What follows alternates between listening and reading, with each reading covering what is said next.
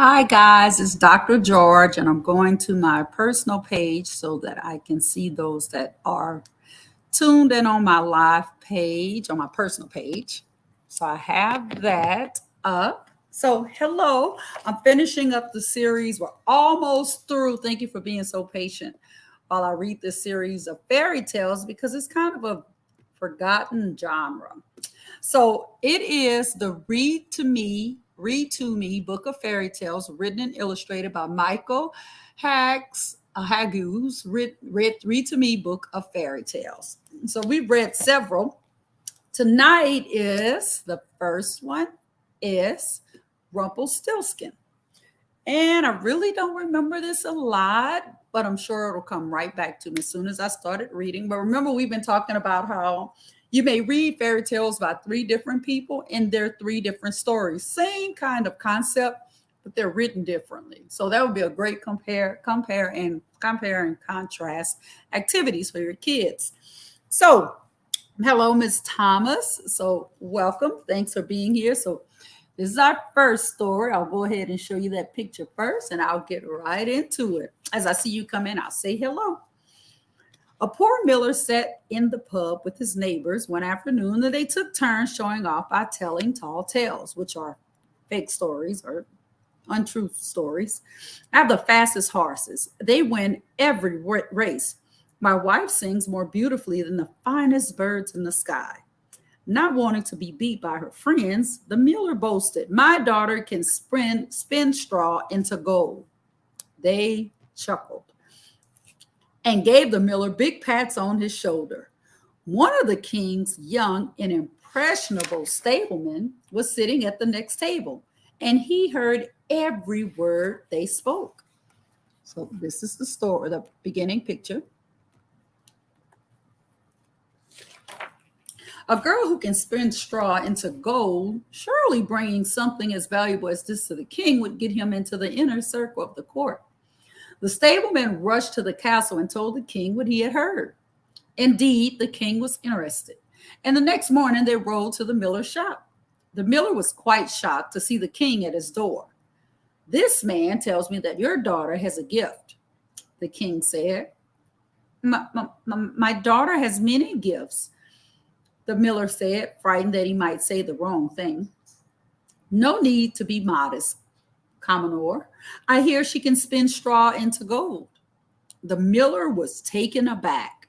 Before he could protest, the king sent his men to the back room.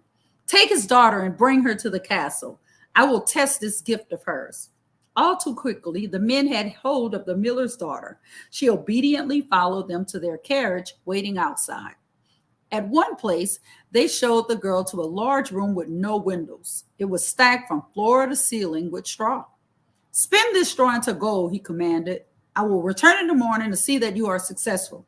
If you fail, you will die." He shoved her inside, locked the door behind her, and stationed 2 armed guards outside. "If she fails, you die too," the king said to the stableman, "for wasting my time." Hi, Debbie Brown. So she's not very happy.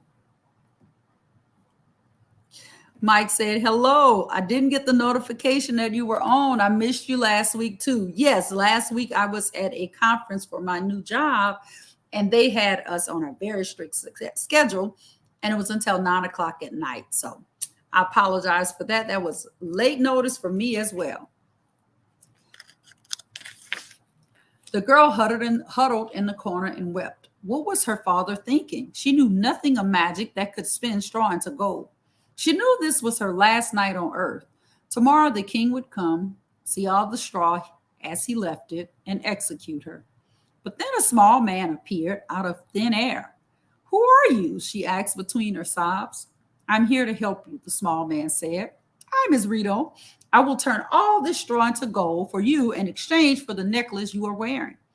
The girl gladly agreed. She sat back and watched as the little man took a handful of straw, ran it through the spinning wheel, and turned it into fine strands of gold.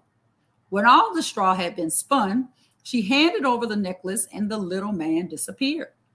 The king returned the next morning with the stableman nervously hanging back behind him.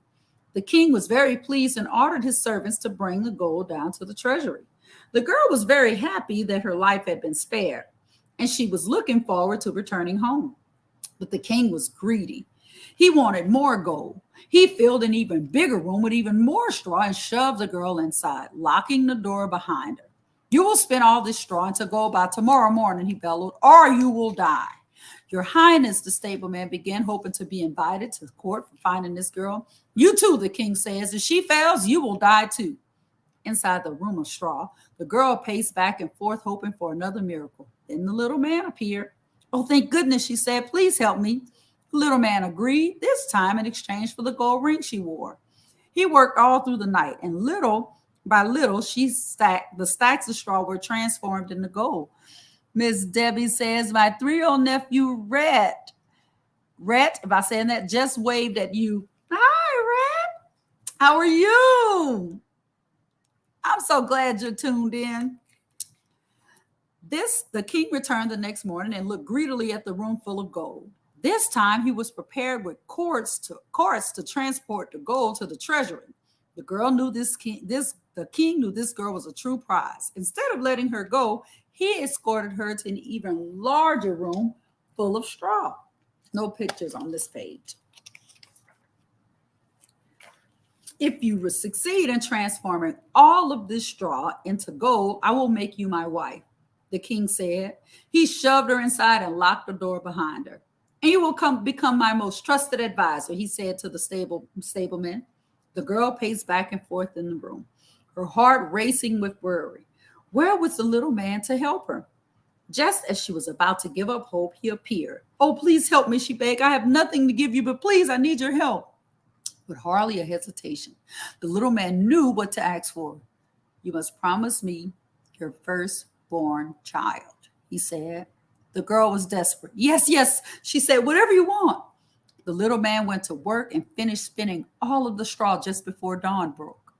He left empty-handed, promising to return when her first child was born. The king unlocked the door that morning and was very pleased. The girl had spun all the straw he had and turned it into gold. And now I make you my wife. They were wedded the same day. A year passed and now the queen gave birth to a beautiful baby boy. A little man appeared at her bedside and demanded she give him the child. He is my son and the heir to the crown. I will not give him to you, she said to the little man. I'm a reasonable person, the little man said. I'll make you a deal. If you can guess my name, you can keep your child. I will return every night for 3 nights and give you as many guesses as you like. But if after 3 days you still haven't figured out my name, then the boy is mine. So there she is. The next night, as promised, the little man returned. He stood next to the queen's bed with his arms crossed, shaking his head at each name she spoke. Is it Casper? Bertruche? Isor? No. The queen tried to recall every name, both ordinary and strange, that she had ever heard, but none of them was right. When the little man had left for the night, she ordered a messenger to travel far beyond the mountains and report back to any names he could find. She asked her servants to go into the kingdom, knock on everyone's door, and bring back any unusual names to her. The second night, when the little man had returned, the queen was ready with all the names her servants had brought from throughout the kingdom. Is it Albin? No. Marigot. So here he is, that little fellow. No. Ruin? No. The little man left that night with a smile on his face. The queen was growing worried. The next afternoon, the messenger returned. He said that far beyond the mountains, he came across a small cottage with a fire burning outside. He hid under the covers of the trees and listened to the man singing, "How silly of her to play my game, Rumpelstiltskin is my name." That night, the queen waited for the little man to appear.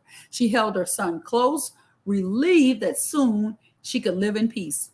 All right, Your Majesty. Hi, Rochelle Bridges and PJ. Hi. She held her son close, relieved that soon she could live in peace. All right, Your Majesty. This is your last night to guess. Yes. Let's see, she began. Is it Selah? No. Bertrand? No. Oh dear, what could it be? Maybe Rumpelstiltskin? Who told you? The little man yelled and stumped his feet In an instant, he disappeared. The queen never saw Rumpelstiltskin again, and her son grew up healthy and happy and became king. So I got to go over my takeaways from this first story. So from Rumpelstiltskin, sometimes we can be greedy and want things, and we don't think about the expense of the person we're getting it from. Wow, just thought of that. Powerful. Everything that we earn and get comes from somewhere else, some other place, some other person. Work just as hard as us to get it. We don't think about that person. And the king didn't think about her, made her the wife, gave her riches, but in the end, she wasn't happy because she had promised to give someone something that she didn't have. And that goes back to her dad. Her dad lied and said that he had a daughter that turned straw into gold, and they believed him.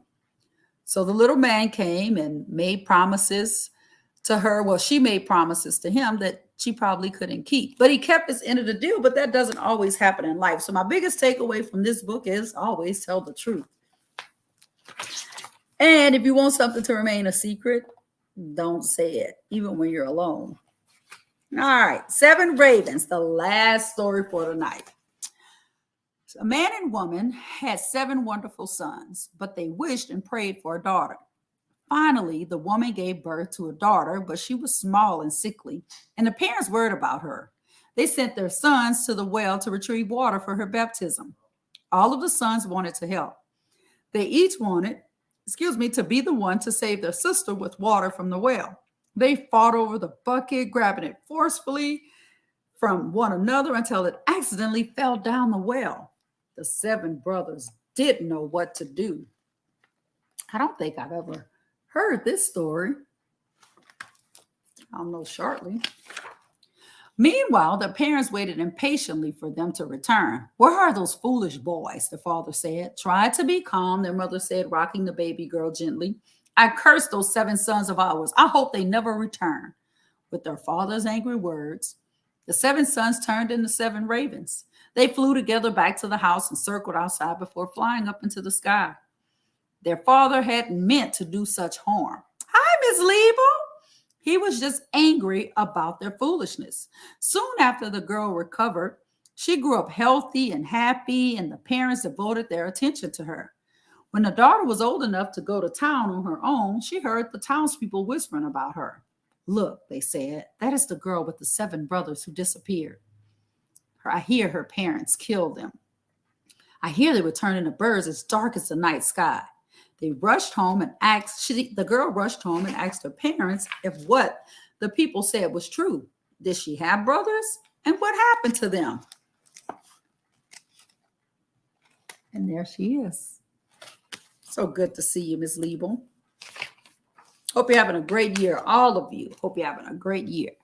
Did she have brothers, and what happened to them? Her parents looked at each other and confessed. They had 7 sons before she was born. They told her how selfish the brothers had been while getting water for her baptism, and that it had been the heavens who cursed them and turned them into ravens. The girl was determined to find her brothers and bring them home. Against her parents' wishes, she packed a loaf of bread, a jug of water, a stool to sit on in case she grew tired, and her mother's gold ring to remember her parents by. The next day, she set off. She walked all the way to the sun, but the sun was hot and threatened to eat her if she came too close. She then walked all the way to the moon, but the moon was cold and wicked. Finally, she walked to the stars. The stars were kind and helpful. They told her all about her missing brothers. They live in a secret cave at the base of the tallest mountain, the girl said. The star said, and how will I get into this cave? The girl asked. They handed her a chicken bone and told her to use it as a key. The girl walked for miles and miles and miles and climbed to the base of the tallest mountain. She reached into her bag for the chicken bone, but the bag was empty. Somehow, the bone had slipped out on a long journey. She had traveled all this way and now had no way inside. She looked at the keyhole. It was the perfect size for a bone. But would any bone work? Without hesitation, the girl chopped off one of her fingers and stuck the bone inside the keyhole. Ooh. The door opened. The girl was greeted by a dwarf who did not look happy to see her. How did you find this place? Shoo, shoo, he said. I'm looking for my brothers, the girl said. She told him about her father's curse and about the trip she had taken to get there. Dwarf invited her inside. The ravens are out right now, but they will return soon for supper, he said, showing her to his table. Lined up on the table were 7 plates and 7 cups. The girl was famished as her loaf of bread had run out long ago. She took a bite from each of the 7 plates and took a sip from each of the 7 cups. At the last cup, she dropped her mother's ring inside. Before the ravens returned, she hid in the shadows. 7 ravens returned home and took their places at the table. They began eating, but then paused. Has someone been eating from our plates and drinking from our cups? They asked. Then the 7 brothers saw something gold at the bottom of the cup. He instantly recognized it as his mother's ring. The girl stepped out of the shadows and revealed herself. It's our sister, the 7th brother exclaimed. At the sight of her, the 7 ravens turned back into 7 men. They invited their sister to their meal, and the next day they set off to return home. Their parents welcomed the 7 brothers with open arms, happy to have their family back. Ooh, that's a loaded story. So first of all, be careful what you say when you're angry. Sometimes we think we're just saying something, but our words carry a lot of weight, boys and girls. I know my parents used to say sticks and stones may hurt your bones, but words will never hurt you. But they do. They do. They really do. And sometimes they hurt worse than sticks and stones. And so when she goes out to find her brothers, the true love in the story is she loses the chicken bone and cuts off her finger, not knowing if it'll work, but she loved her brothers that much. And her brothers never stop loving her because, yes, they do, Aunt Priscilla, because what happened is that she took all the time to find her brothers. So I think her love for her brothers that she never knew is what actually made them turn into men again. And I love that they never forgot about her. So those are our 2 stories for tonight. Rumpelstiltskin and the 7 ravens. Hello, Ava, Ari, and Pop Pop. I'm glad that you guys made it. So I read those 2 books tonight, Rumpelstiltskin and the 7 ravens. Next week, and I think we're almost done with our fairy tales, Sleeping Beauty, and get back to our AR books, and school is starting. Sleeping Beauty and Snow White and the 7 Dwarfs. I know we've all heard that. So those are the next 2. And then then we'll have the 3 Little Pigs the following Tuesday, the 3 Little Pigs, and and Thumbelina. And then we'll have the 12 Dancing Princesses and the Ugly Duckling. And we'll be done. So 3 more weeks of fairy tales. And we'll be done with fairy tales. So guys, like Dr. George tells you every single week, if nobody else tells you Dr. George loves you, have a great night on purpose, meaning rest. Don't let anything get in your way of your rest, including myself. And tomorrow, have a great day on purpose, meaning don't let anybody deter your positive energy that you wake up in the morning. And if you don't wake up on a positive side, check yourself before you wreck yourself. Hi, Serenity. I'm glad you joined in. You're so welcome. Miss Allen, please tell Serenity I said hello. So I'll see you guys back next Tuesday at 7:30 p.m. Good night, guys.